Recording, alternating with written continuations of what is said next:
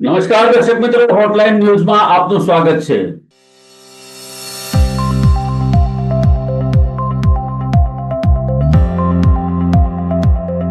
છેલ્લા 4 દિવસથી અમેરિકા અને ઇઝરાયલ દ્વારા ઈરાન ઉપર હુમલા કરવામાં આવી રહ્યા છે. ખાડી યુદ્ધની અંદર અત્યારે હજારો નાગરિકોના જીવ તાળવે ચોટેલા છે. એની સાથે સાથે ઈરાનના જે સર્વોચ્ચ નેતા આયતોલ્લા ખમેની એની પણ હત્યા કરી નાખવામાં આવી છે. યુદ્ધના પ્રથમ દિવસે 24 કલાકમાં જ એમની હત્યા કરવામાં આવી છે. એમના પરિવારને પણ સાફ કરી દેવામાં આવ્યો છે. ત્યારે છંછેડાયેલા ઈરાન દ્વારા ખાડી દેશો જે છે એના ઉપર પણ હુમલા કરવામાં આવી રહ્યા છે. ખાસ કરીને ત્યાં જે અમેરિકાના જે બેઝ છે, આર્મી કેમ્પ છે, એના ઉપર હુમલા થઈ રહ્યા છે. દુબઈ ઉપર હુમલો થઈ રહ્યો છે, જે સૌથી ખતરનાક બાબત છે અને ભારતીય અર્થતંત્ર ઉપર તેની સૌથી વિપરીત અસર પડવાની સંભાવના છે. કેમ કે દુબઈ ખાતેથી રફ ડાયમંડ અને તૈયાર ડાયમંડનો બહુ મોટો વેપાર આપણું યુરોપ અમેરિકાની સાથે થાય છે. 60 થી 70% જેટલો માલ ત્યાં થઈને જતો હોય છે એવું કહેવામાં આવે છે. આ સંજોગોની અંદર સુરતના હીરા ઉદ્યોગની ઉપર એની શું અસર પડશે અને આવનારા દિવસોમાં કેવી કપરી પરિસ્થિતિનું નિર્માણ થશે, એ તમામ બાબતો અંગે ચર્ચા કરવા માટે આજે આપણી સાથે જોડાયા છે સુરત શહેરના જાણીતા હીરા ઉદ્યોગકાર, જેમેન્ટ જ્વેલરી એક્સપોર્ટ પ્રમોશન કાઉન્સિલના એક્સ ગુજરાત રિજિયનના ચેરમેન અને હાલમાં આઈડીઆઈના ચેરમેન, ઇન્ડિયન ડાયમંડ ઇન્સ્ટિટ્યૂટના ચેરમેન દિનેશભાઈ નાવડિયા, જેઓ ડાયમંડ એસોસિએશનના પણ પ્રમુખ વર્ષો સુધી રહી ચૂક્યા છે. દિનેશભાઈ, હોટલાઇન ન્યૂઝમાં આપનું સ્વાગત છે. નમસ્કાર કિરીટભાઈ.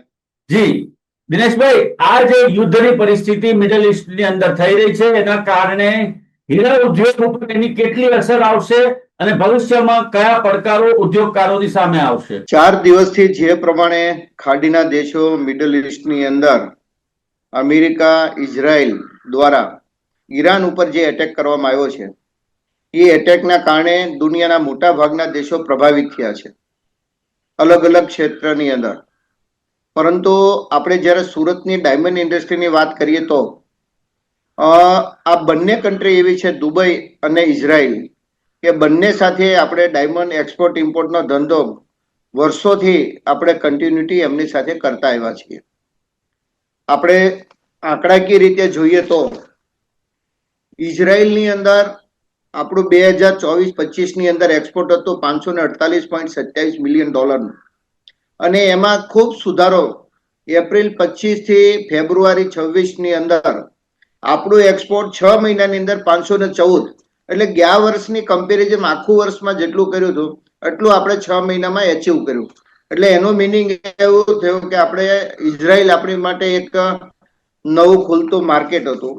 હવે આપણે ત્યાંથી જે ઇમ્પોર્ટ કરતા હતા, ખાસ કરીને ઇમ્પોર્ટની અંદર રો મટીરિયલ ડાયમંડ રફ, કારણ કે ઇઝરાયલ પણ પહેલા એક મોટું ડાયમંડ ટ્રેડિંગ હબ હતું, અને જે રીતના બેલ્જિયમ છે, અત્યારે દુબઈ છે, એની પહેલા ઇઝરાયલ માર્કેટ હતું. તો ઇઝરાયલની અંદરથી આપણે 2024-25ની અંદર જે આપણે ઇમ્પોર્ટ કરેલું $260 મિલિયન, અને એપ્રિલ 25 થી માર્ચ ને ફેબ્રુઆરી 26 સુધીમાં આપણે $337 મિલિયન ઇમ્પોર્ટ કરેલું. ઇઝરાયલ આપણી માટે ખાસ કરીને કલર સ્ટોન, એટલે નેચરલ ડાયમંડના જે કલરિંગ સ્ટોન હોય છે, એનું ખૂબ સારું માર્કેટ છે. અને સાથે સાથે સોલિટેડ ડાયમંડ, ઊંચા ગુણવત્તાવાળા માલનું પણ ખૂબ સારું અને મોટું માર્કેટ ઇઝરાયલ છે. અને એકંદરે જોઈએ તો જેમ્સ એન્ડ જ્વેલરી સેક્ટરની અંદર જુઈશ પ્રજાનું વર્ચસ્વ છે. આજે બેલ્જિયમની અંદર પણ મોટા ભાગનો ધંધો રફનો એ જુઈશ પ્રજાની આગળ હતો, અને એમની સાથે આપણા ધંધાકીય રિલેશનો ખૂબ સારા હતા. પરંતુ યુએઈ ની અંદર જે પ્રમાણે ઈરાને જે બોમ્બાર્ડિંગ ચાલુ કર્યું છે, એમાં ખાસ કરીને દુબઈ અત્યારે આપણી માટે સૌથી મોટું ડાયમંડ ટ્રેડિંગ હબ બની ગયું છે. એની અંદર આપણે જે એક્સપોર્ટ કરતા હતા, એ એક્સપોર્ટની અંદર એપ્રિલ 2024 થી માર્ચ 2025 સુધીમાં $7,868 મિલિયન આપણું એક્સપોર્ટ હતું. અને એપ્રિલ 25 થી ફેબ્રુઆરી 26 સુધીમાં આપણું ગયા વર્ષે જેટલું આપણે એક્સપોર્ટ કરેલું એટલું આપણે 6 મહિનાની અંદર એક્સપોર્ટ કરેલું $7,680.17 મિલિયન. એટલે ખૂબ મોટો market gems and jewellery sector માટે આપણે દુબઈનું માર્કેટ છે. પહેલા જ દિવસે ઈરાન દ્વારા એરપોર્ટ ઉપર ડ્રોનના એટેકના કારણે સંપૂર્ણપણે એરપોર્ટ બંધ કરી દેવામાં આવ્યું છે, ઇન્ટરનેશનલ એરપોર્ટ. આપણે જે લોકો રફ લેવા જવા માટે આવતા જતા હોઈએ, ખાસ કરીને ટેન્ડરિંગ સિસ્ટમમાં. અને બીજી મોટી બાબત એ છે કે મિડલ ઈસ્ટની અંદર જેટલો પણ માલ જાય છે, એક્સપોર્ટ થાય છે, એ વાયા દુબઈ, કતાર, આ એરલાઇન્સના મારફતે થતો હોય છે. હવે આ બધા જ એરપોર્ટો બંધ છે, એટલે એક્સપોર્ટ કરેલા માલો ક્યાંક એરપોર્ટ ઉપર છે, ક્યાંક કાર્ગોની અંદર છે. આવી બધી પરિસ્થિતિ અત્યારે યુદ્ધના કારણે આપણને અત્યારે નડી રહી છે. કારણ કે જે કાંઈ તમને ઓર્ડરો મળેલા હોય એ ઓર્ડરોને પરિપૂર્ણ કરવા માટે તમારે માલ એક્સપોર્ટ કરવો પડે. પરંતુ ઇન્ટરનેશનલ ફ્લાઇટો બધી કેન્સલ થવાના કારણે, અને ખાસ કરીને જે લોકો ટેન્ડરિંગ સિસ્ટમમાં આપણે સુરતથી જે ઇન્ડિયન એક્સપ્રેસ અને ઇન્ડિગોની ફ્લાઇટો ચાલુ થઈ, એના કારણે ખૂબ મોટી રાહત થયેલી કે જે ટેન્ડરનો ટાઈમ હોય એને એક દિવસ પહેલા આપણે જઈને બીજા દિવસે નેક્સ્ટ દિવસે આપણે પાછા આવી આવતા. આપણી માટે ખૂબ સરળ થઈ ગયું હતું. પરંતુ આ બધા ફ્લાઇટો કેન્સલ થતા એની અંદર પણ ડિસ્ટર્બન્સ આપણે કંઈક અંદર ક્રિએટ થયું છે. આપણે જે ઇમ્પોર્ટ કરીએ છીએ દુબઈની અંદરથી, એ 2024 એપ્રિલથી માર્ચ 2025 સુધીમાં $11,051.38 મિલિયન આપણે ઇમ્પોર્ટ કર્યું છે.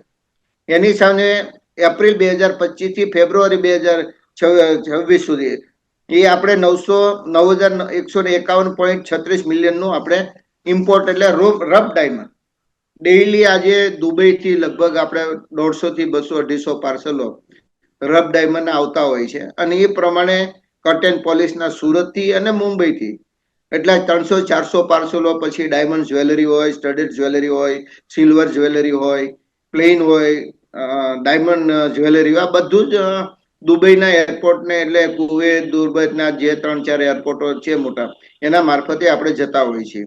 આફ્રિકાની અંદર જે પણ ટેન્ડર સિસ્ટમમાં લોકો જતા હોય છે, વાયા દુબઈથી આપણે ફ્લાઇટ પિકઅપ કરવી પડે છે. તો આ બધી અડચણો અત્યારે ચોક્કસ દેખાય છે. અને હું ચોક્કસ માનું છું કે અત્યારે વૈશ્વિક સ્તર ઉપર પહેલા યુક્રેન અને રશિયાનું યુદ્ધ ચાલુ છે, પછી આ કન્ટિન્યુટી ઇઝરાયલ, લેબનીઝના, પાછું અત્યારે ઈરાન ઉપર એટેક. એટલે વિશ્વના મોટા ભાગના દેશો અત્યારે પ્રભાવિત છે આ યુદ્ધના કારણે. કારણ કે આજે દરિયાઈ માર્ગ પણ બ્લોક થવાની તૈયારીમાં છે, હવાઈ માર્ગ પણ બ્લોક છે. તો આજે લોકોનો માલની હેરાફેરી દરિયાઈ માર્ગે વધારે થતી હોય છે. બાકીનો જે કોસ્ટલી આઇટમો હોય છે એ બધું હવાઈ માર્ગે આપણું એક્સપોર્ટ ઇમ્પોર્ટ થતું હોય છે. તો આ બધી જ ચેનલો અત્યારે બ્રેકઅપ થઈ છે. તો આ બ્રેકઅપના કારણે હું ચોક્કસ માનું છું કે આ ઇન્ડસ્ટ્રીને નેગેટિવ ઇમ્પેક્ટ ચોક્કસ અત્યારે જો લાંબો સમય આ યુદ્ધ ખેંચાશે તો ચોક્કસ એની ઇફેક્ટ આપણને જોવા મળશે. અત્યારે તો પરિકલ્પના કરવી પણ ખૂબ મોટી આમ ધ્રુજાવી દેવી છે કે આ યુદ્ધ લાંબુ ચાલ્યું તો કોવિડ જેવી પરિસ્થિતિ ઊભી ન થાય. કોવિડની અંદર તો વોલેન્ટરી બંધ હતું, પણ આ યુદ્ધના કારણે બધી બંધ જેવી પરિસ્થિતિ આજે વૈશ્વિક સ્તર ઉપર ઊભી થઈ છે. જી ચોક્કસપણે દિનેશભાઈ. બીજું કે દુબઈના કારણે આપણો યુરોપ, અમેરિકા સાથેનો ડાયમંડ જ્વેલરી અને ડાયમંડનો વેપાર પણ પ્રભાવિત થયો એવું કહી શકાય? 100%. કારણ કે આ યુદ્ધના કારણે આપણે જ્વેલરી સેક્ટર હોય, જેમસ્ટોન હોય, નેચરલ ડાયમંડ હોય, લેબગ્રોન ડાયમંડ હોય, આ બધા સેક્ટરની અંદર એક્સપોર્ટ ઇફેક્ટેડ ઊભું થતા. કારણ કે વર્લ્ડ વાઇઝ આપણે જોઈએ તો અમેરિકા જ આપણી માટે મોટું માર્કેટ છે. વર્લ્ડની અંદર આપણે ગમે ત્યાંથી એક્સપોર્ટ કરી, એ લોકો જ્વેલરી બનાવી તો અમેરિકાના માર્કેટની અંદર સેલ થાય છે. આજે $90 બિલિયન માર્કેટ, બિલિયન એટલે મોટામાં મોટું વિશ્વનું માર્કેટ જેમ્સ એન્ડ જ્વેલરી સેક્ટરનું એ અમેરિકા છે. તો અમેરિકા અત્યારે પણ આ યુદ્ધની અંદર સામેલ છે.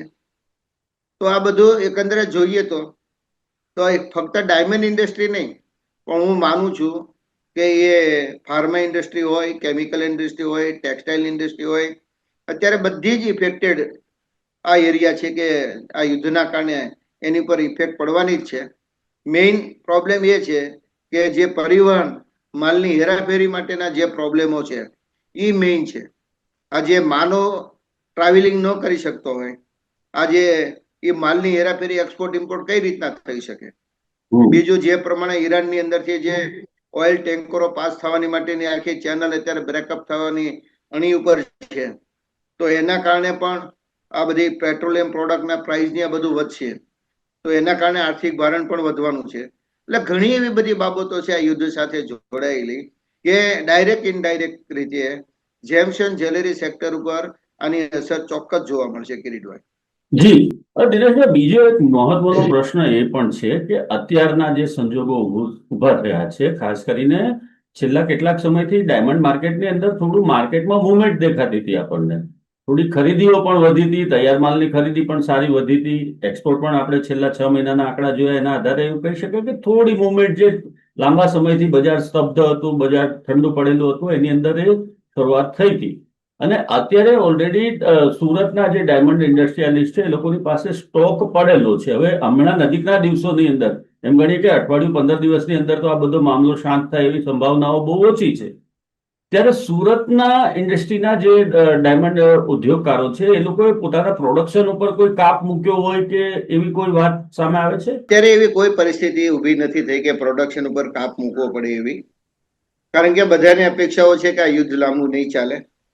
કારણ કે હર હંમેશા ડાયમંડ ઇન્ડસ્ટ્રી સાથે જોડાયેલા લોકો આશાવાદી ખૂબ હોય છે, અને એ આશાવાદી હોવાના કારણે જ આ ઇન્ડસ્ટ્રીના ધમધમે છે કે કંઈક થઈ રહે છે, એમાં કઈ ગભરાવાની જરૂર નથી.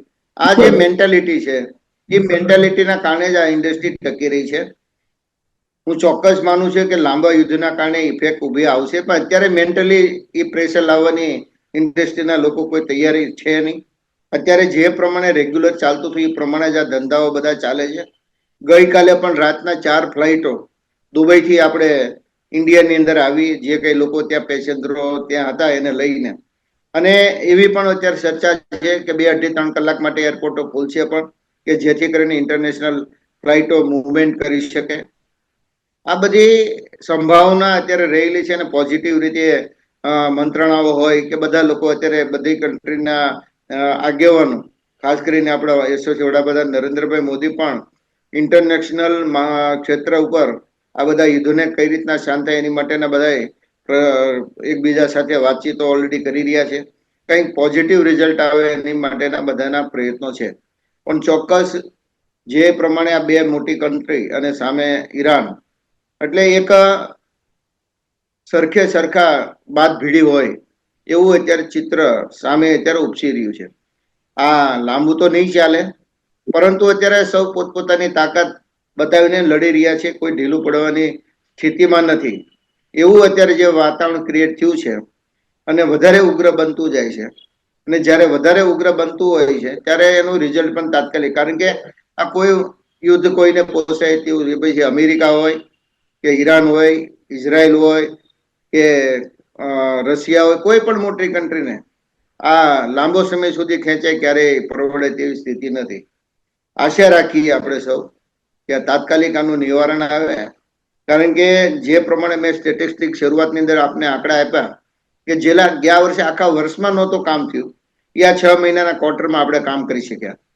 એટલે એનું મિનિંગ એ છે કે એક બાજુ અમેરિકાના ટેરિફની જે કઈ રાહત મળી છે એના કારણે ઘણા સમયથી અટવાયેલો ઉદ્યોગ ફરી પાછો ધમધમતો થયો હતો, અને અમેરિકાના માર્કેટની અંદર આપણી પ્રોડક્ટ પણ લોન્ચ થવા મળી હતી. વચ્ચે તો એક એવી હતું કે શનિ અને રવિ માટે 0 ટેરિફ માટે આપણે તમે એક્સપોર્ટ કરી શકો, એની માટે ભારત સરકારે શનિ અને રવિવારે કસ્ટમ ડિપાર્ટમેન્ટ પણ ચાલુ રાખ્યું હતું. એટલે આવા પોઝિટિવ ચિહ્નો દેખાવા મળ્યા હતા, મુવમેન્ટ આવવા મળી હતી. ત્યાં ઈરાનના, ઇઝરાયલ અને ઈરાન અમેરિકાનું યુદ્ધની શરૂઆત થઈ એના કારણે કંઈક ડિસ્ટર્બન્સ, અને એ જે પ્રમાણે ઇન્ટરનેશનલ માહોલ દેખાઈ રહ્યો હતો, કલ્પના તો હતી જ કે કંઈક આવું થશે, અને એ થઈને રહ્યું. જી દિનેશભાઈ, બીજો એક મહત્વનો પ્રશ્ન એ છે કે સુરત ગુજરાતના કેટલાય ડાયમંડના ઇન્ડસ્ટ્રીયાલિસ્ટ કોઈ ત્યાં ફસાઈ ગયા હોય, એમને મદદની જરૂર હોય, અથવા તો એ લોકો ત્યાં ગયા હોય ત્યાર પછી એમની ખરીદી વગેરેનું કામ થઈ ગયા પછી એના કન્સાઇનમેન્ટ ફસાઈ ગયા હોય, એમના પાર્સલ ફસાઈ ગયા હોય, એવી કોઈ જાણકારી આપને દુબઈ ખાતેથી કે ઇન્ડસ્ટ્રીમાંથી મળી રહી છે? એમ તો વ્યક્તિગત મારી કંપનીની જ વાત કરું, મેં ઓલરેડી ઇટલી અને લેબનીઝ ની અંદર 2 એક્સપોર્ટ મેં કરેલા છે. અત્યારે દુબઈ કાર્ગોની અંદર ત્યાં સ્થિર છે, ત્યાંથી આગળ નથી વધી શક્યા આ યુદ્ધના કારણે.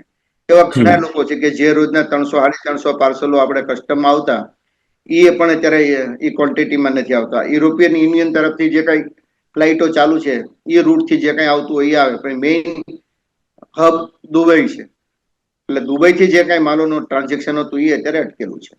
જી. અને બીજું કે આ જે રફની પણ આયાત આપ કહો છો એ પ્રમાણે લગભગ ઓછી થઈ ગઈ છે, બંધ થઈ ગઈ છે દુબઈ ખાતેથી જે રફ આવતી હોય તો અત્યારે સુરતની ડાયમંડ ઇન્ડસ્ટ્રીમાં એવી કોઈ પરિસ્થિતિ ખરી કે રફ ડાયમંડની આપણી પાસે અછત ઊભી થાય? હર હંમેશા કોઈ પણ મેન્યુફેક્ચરિંગ આગળ 10-15 દિવસનો સ્ટોક તો મુવમેન્ટમાં હોય છે, અને આવી પરિસ્થિતિમાં તાત્કાલિક ઇમ્પેક્ટ ઊભી નથી થતી હોતી. અને હું એવું માનું છું કે દુબઈનું માર્કેટ તો જે પ્રમાણે ગઈકાલે 4 ફ્લાઇટો મુવમેન્ટ ત્યાં દુબઈથી ભારત આવી છે, અને દુબઈ અને યુએઈ પણ મહેનત કરી રહ્યા છે આ બાબતે કે એનો પોતાનો સ્વર ધંધો ત્યાં સ્ટાર્ટ થાય. તો એક દેખાઈ રહ્યું છે કે કંઈક પોઝિટિવ 1-2 દિવસની અંદર આ બાબતે કંઈક રિઝલ્ટ આવશે એવું અત્યારે આપણે વિચારીએ, એટલે એક અનુમાન લગાવી રહ્યા છે. જી બિલકુલ. એટલે આપ જે પ્રમાણે કહી રહ્યા છો, જો કદાચ આ યુદ્ધ લાંબુ ચાલશે, 1.5-2 મહિના ચાલે, તો સુરતની ડાયમંડ ઇન્ડસ્ટ્રી ઉપર એની વિપરીત અસર થઈ શકે છે. બીજી વસ્તુ સૌથી મહત્વની એ કે દુબઈ રૂટથી જે આપણું ડાયમંડ જ્વેલરીનો અને ગોલ્ડ જ્વેલરીનો જે બિઝનેસ ચાલે છે, યુરોપ અને અમેરિકા સાથેનો કે આફ્રિકન કન્ટ્રી સાથેનો, કે ત્યાંથી રફ આવે છે આફ્રિકન કન્ટ્રીમાંથી, એ તમામ વસ્તુઓ જો આ 1 અઠવાડિયાની અંદર કે 2 અઠવાડિયાની અંદર જો આ બધો જ મામલો શાંત થઈ જાય છે અને ત્યાંનું જીવન ધીમે ધીમે રાબેતા મુજબનું થઈ જાય છે, તો આપણને ઇમ્પેક્ટ એની ઓછી આવશે. અત્યારના તબક્કે આપણે એવું કહી શકીએ. બીજું સૌથી મહત્વની વાત કે જો યુદ્ધ સંપન્ન થઈ જશે, લગભગ પૂર્ણતાને આરે આવી જશે અથવા પૂર્ણ થઈ જશે, તો આપણો જે ઇઝરાયલ સાથેનો જે બિઝનેસ છે એ પણ આગળ વધશે અને એમાં પણ બહુ મોટી અડચણો પછી આવે એવી સંભાવનાઓ ખૂબ ઓછી છે.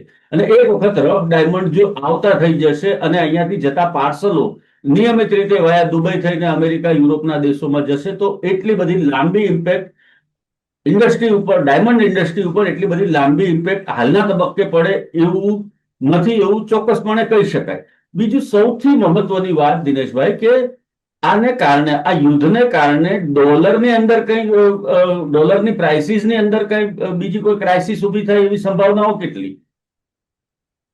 ગઈકાલે 27 પૈસા ડોલર મજબૂત થયેલો, કારણ કે ઇન્ટરનેશનલ માર્કેટની અંદર જ્યારે પણ આવે નેગેટિવ વાતાવરણ ક્રિએટ થતું હોય છે, ત્યારે હર હંમેશા કોઈ પણ કન્ટ્રીની ડોલર સિવાય બાકીની કન્ટ્રીઓની કરન્સી ઉપર એનું પ્રેશર વધતું જ હોય છે. એટલે અત્યારે એની ઇફેક્ટ દેખાય છે. પરંતુ વચ્ચે પણ જો ને ટેરિફ ઘટવાના કારણે રૂપિયો મજબૂત થયો, ફરી વાતાવરણ સુધરશે તો લેવલ જે કાંઈ હતું એ પાછું જે બોર્ડર લાઈન એની ઉપર ચોક્કસ આપણે રૂપિયો અને ડોલરની કમ્પેરિઝન કરી રહ્યા છીએ એ લેવલ ઉપર ચોક્કસ આવી જશે. જી બિલકુલ. તો દર્શક મિત્રો, આ હતા દિનેશભાઈ નાવડિયા. એમણે ડાયમંડ ઇન્ડસ્ટ્રીની વર્તમાન પરિસ્થિતિ વિશેનો ચિતાર આપણી સામે રજૂ કર્યો, આંકડાકીય માહિતી રજૂ કરી. ડાયમંડ ઇન્ડસ્ટ્રીનું ભવિષ્ય ખૂબ ઉજ્જવળ છે. આવનારા દિવસોની અંદર પરિસ્થિતિ શાંત થયા પછી ડાયમંડ અને જ્વેલરી ઉદ્યોગ ફરી વખત ધમધમતો થઈ જશે, જેની ચળકાટ સમગ્ર વિશ્વમાં છે. એવા સુરત શહેરના ડાયમંડ ઇન્ડસ્ટ્રીના લોકો પણ અત્યારે પોઝિટિવ થિંકિંગ કરી રહ્યા છે, પોઝિટિવલી વિચારી રહ્યા છે કે પરિસ્થિતિ 8-10 દિવસની અંદર સામાન્ય થશે, પછી આ ઇન્ડસ્ટ્રી વધુ ને વધુ ગ્રોથ કરશે. ખાસ કરીને ટેરિફનું પણ હવે ટેન્શન નથી રહ્યું ઉદ્યોગકારો માટે, અને જે કઈ પરિસ્થિતિ અત્યારે ઊભી થઈ છે એ થોડા દિવસો માટેની છે, અને આ દિવસોની અંદર માત્ર સંયમ જાળવી અને ઉદ્યોગમાં ટકી રહેવું અને રોજગારીનો જે પ્રશ્ન છે એ વધારે વિકરાળ ન બને એના માટેનું પ્લાનિંગ કરવું. રફ ડાયમંડની અછત મોટા ભાગે ઊભી થાય એવી પરિસ્થિતિ અત્યારના સંજોગોમાં કોઈ નથી, અને એક્સપોર્ટ માટે પણ જે કોઈ કામ હોલ્ડ પર છે એ 8-10 દિવસ, 15 દિવસની અંદર બધું જ રાબેતા મુજબ થઈ જશે એવી આપણે આશા અને અપેક્ષા રાખીએ છીએ. ખૂબ ખૂબ ધન્યવાદ દિનેશભાઈ આપનો. અમારી સાથે આપણે આ બધી વાત શેર કરી ઇન્ડસ્ટ્રીની. જી. અને દર્શક મિત્રો, આવા જ કાર્યક્રમો જોવા માટે આપ અમારી હોટલાઇન ન્યૂઝ ચેનલને લાઈક કરો, શેર કરો અને સબસ્ક્રાઇબ કરો. ધન્યવાદ.